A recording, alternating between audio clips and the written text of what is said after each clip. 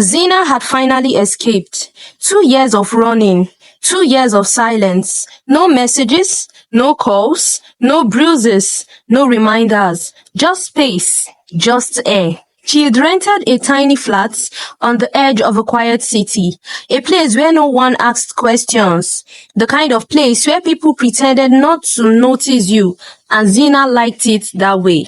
She had little money left, so she bought a second-hand phone from a roadside kiosk. It was cheap, with a scratch screen and a faint buzz whenever it charged, but it worked.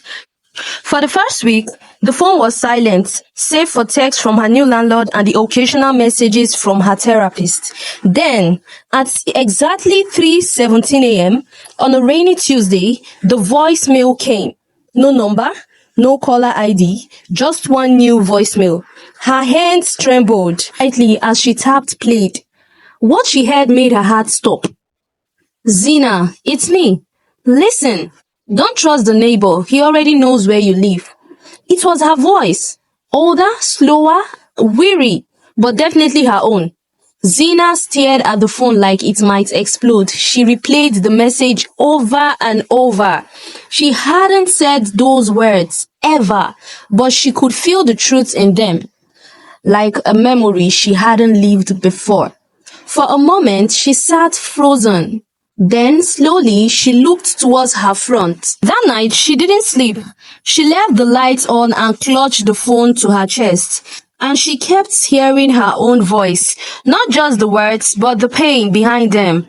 It wasn't just a warning, it was a cry for help from herself. Zina didn't sleep that night. Every creak of the floorboards, every whispers of wind against her windows felt like a warning. By morning, she hadn't decided if she was going crazy or waking to something extraordinary. She checked the phone again. Same message still saved, same voice, still hers, still impossible. But at exactly 7:12 a.m., second voicemail appeared. No caller ID, no ringtone, just a vibration and a chill down her spine. She didn't press play immediately. Her heart pounding. What if it was a prank? What if someone was watching her? Then curiosity overpowered fear. She pressed play. Zina, it's me. You again? Listen closely. You were right not to trust him. He took the USB drive. Don't confront him. He's already lying. Just go to the storage unit, unit 53B. The code is your mother's birthday. The voice broke for a moment. Please, just do this. Trust me, or everything falls apart again. The message ended just like the first. No timestamp, no trace. Zina stood still. The air felt heavier, not from fear this time, but from choice. She didn't tell anyone. She didn't want anyone else to know. Not yet. Instead, she packed a small bag, grabbed her pepper spray, and headed out. Zina stood before the rusted door of Unit 53B. The storage facility was half forgotten. The kind of place where secrets went to gather dust. Everything about it felt wrong. Too quiet, too still. Even the air smelled odd, like memories that had been locked away for too long. She entered the code. Her mother's birthday. It beeped, unlocked. The door creaked open. Inside, darkness. She reached for the light, but it flickered, then steadied. There wasn't much. A single metal shelf, a shoebox, and an envelope with her name on it. Zina's hand shook as she opened it. Inside were two things. A black and a white photograph of her, but older. Maybe 10 or 15 years. Same eyes, but different. Sadder. A journal page torn with the words, "If you are reading this, it means I failed again." She sat on the concrete floor, mind racing. Was this a warning, a trick, or a message from the future she hadn't lived yet? She read on. You will want to trust him again. Don't. He's charming, but broken and dangerous. You will keep making excuses for him. Don't. That's how it starts. That's how it always starts. Her eyes widened. This wasn't just about a USB drive. It was about her future, her relationship, her life. And some version of her was trying to stop her from making the same mistake again. She pocketed the photograph and the journal. As she left the unit, the light flickered again, and this time she felt watched, not by someone else, but by the version of herself she hadn't met yet. Zina didn't go home that night. Instead, she walked for hours. The letter kept playing in her mind. You want to trust him again. Don't. But who? Only one name kept cycling back. Eli. The first man who made her feel seen. The man with soft hands and dangerous eyes. The man who disappeared for weeks, only to return with stories that never quite added up. She had let him in once. She had left twice. She thought she had moved on, but just last week, he texted her out of nowhere. Thinking about you. You still drink too much? She hadn't answered, but she had wanted to. Now the letter confirmed something she hadn't wanted to believe. He's the mistake, the wound, the pattern she kept repeating in every timeline. Zina found herself at her old neighborhood cafe. It was closed. This was where she first met Eli, where he noticed the sketch in her journal and said, "You draw like you're trying to remember something you've never seen." He always said things like that, too deep, too smooth. He made qua sound like poetry. Zina had pondered. She had always blamed herself for choosing wrong, for hoping too hard, for staying too long. But what if her past was warning her?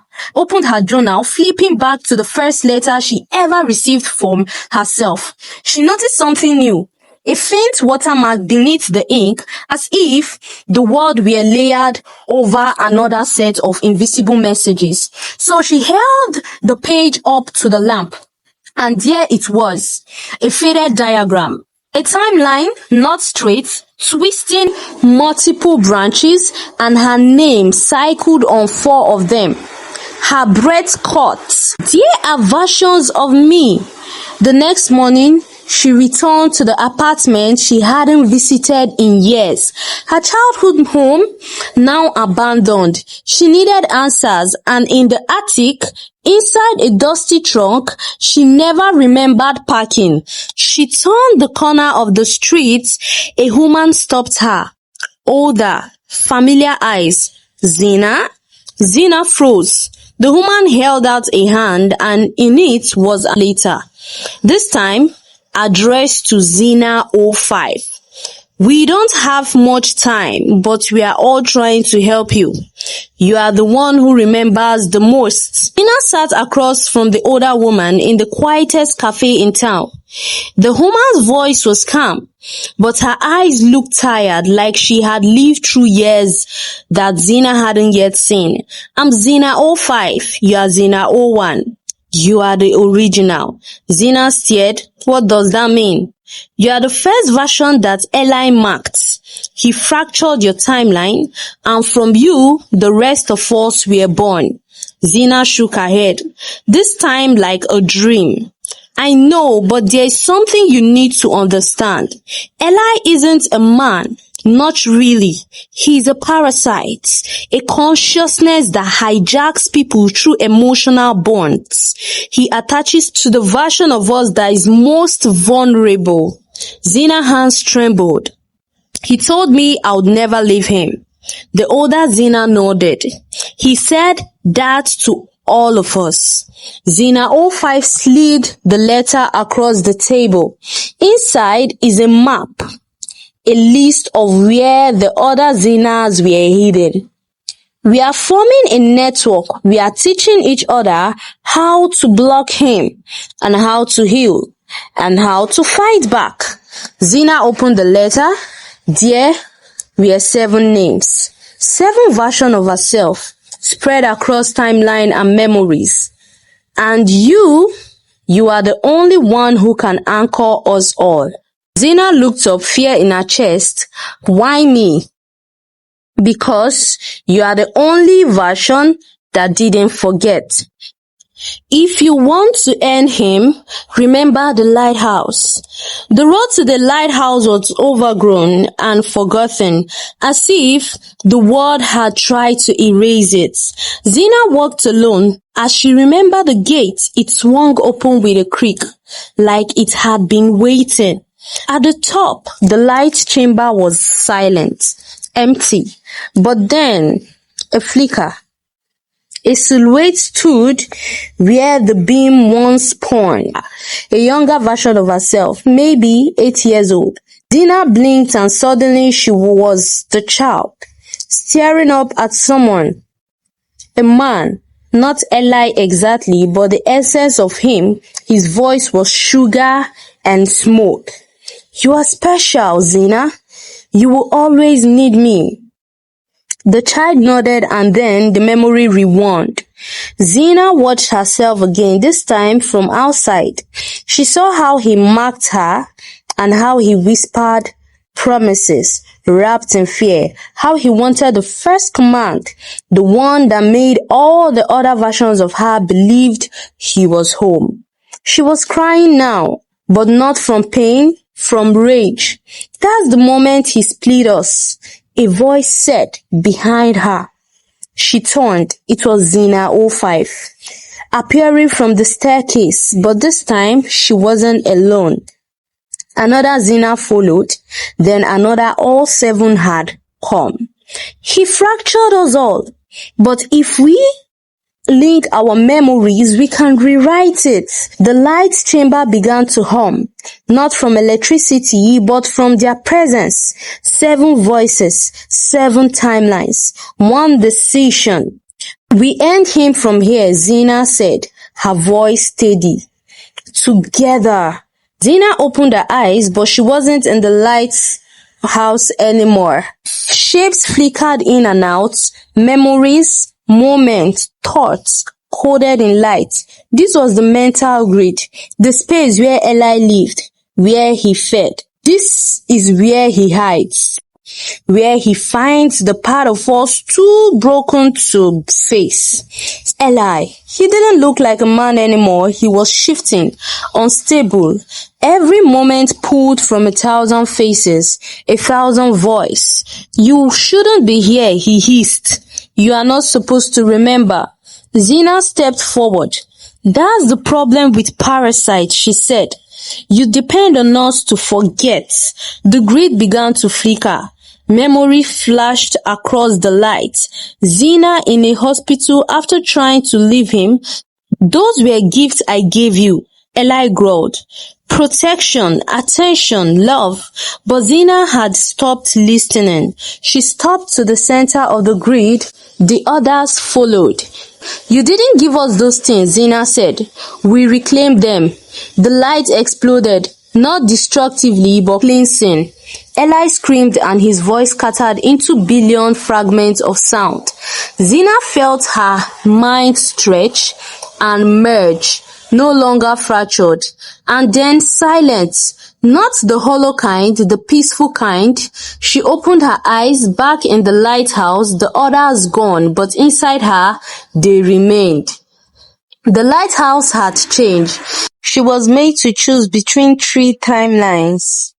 Timeline where she was powerful but alone. A timeline where she was safe but silent. A timeline where she was loved but owned. And one, just one, that was blank, unwritten, terrifying, free. Zina stepped forward and chose it. She saw herself, not a reflection, just Zina, whole, alive, and finally unbound. The world didn't explode when Zina chose the unwritten timeline. Peaceful, heavy, real. She stood alone in the stillness.